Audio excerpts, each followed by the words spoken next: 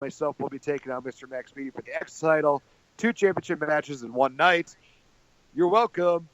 And, of course, Spencer Hart, if you do survive against all 3 of those guys, you'd have to deal with me at Money in the Bank because that's what I'm cashing in. Too. What's that? My favorite pay-per-view, too. Why? Why do you do this to me? Because, honestly, I think Spencer Hart versus Nate the Effing Great would be just as good as Cena versus CM Punk. Yep.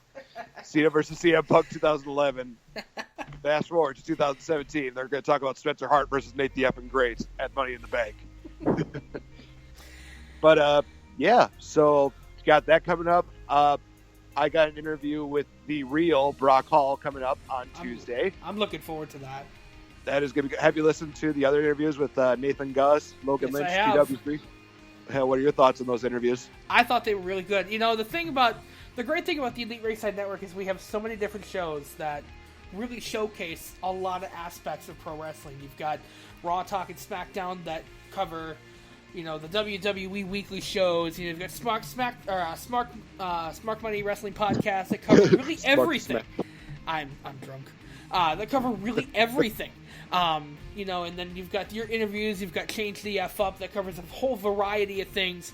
You've got a Slack Off the Show that covers a lot of entertainment and nerd things.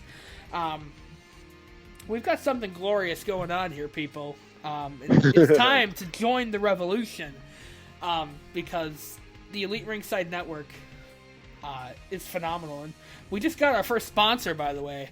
Official sponsor for the Elite Ringside Network. I haven't told you this. Yeah, Johnny C. Carr, it's Wausau, Wisconsin, is going to be sponsoring the Elite Ringside Network.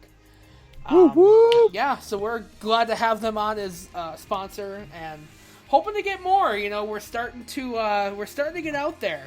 So I'm hoping for the best. So, any final thoughts on the weekend there, Mr. Nate the Effing Great?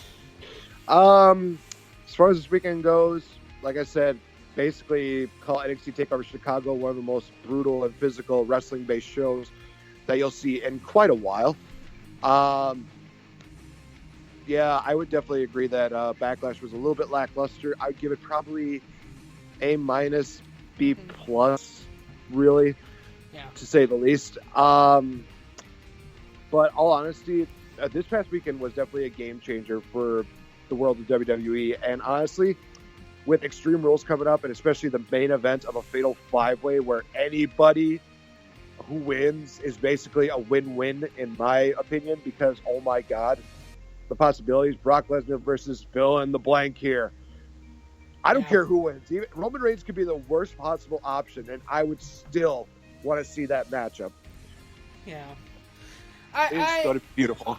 No to Roman Reigns. But, yeah, I'm looking forward to Extreme Rules. Extreme Rules, that Fatal 5-Way match should be great. And we're only 2 weeks out already, so... yeah, my final thoughts, you know, Backlash was, again, okay, B show for me. Nothing like NXT TakeOver Chicago.